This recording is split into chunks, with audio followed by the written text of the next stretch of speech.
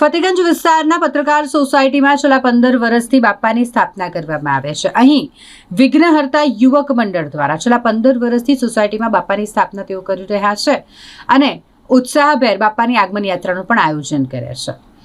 ગણેશોત્સવ નજીક હોય એટલે ગત રાત્રિએ વિઘ્નહર્તા યુવક મંડળ દ્વારા પણ બાપાની આગમન યાત્રાનું આયોજન કરવામાં આવ્યું।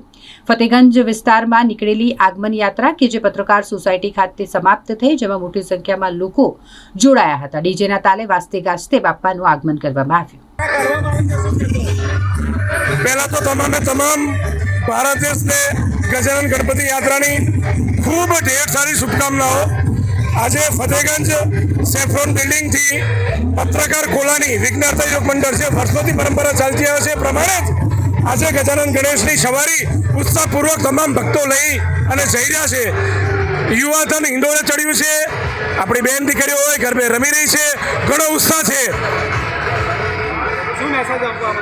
वडोदरावासीओने एक ज मेसेज है, अपना गजानन गणेश की आगमन यात्रा हो कि विसर्जन यात्रा हो, कोई नशो नहीं करो, नशा मुक्त रहू, स्वस्थ और मजबूत रहू। आज मेसेज नशा मुक्त वडोदरा।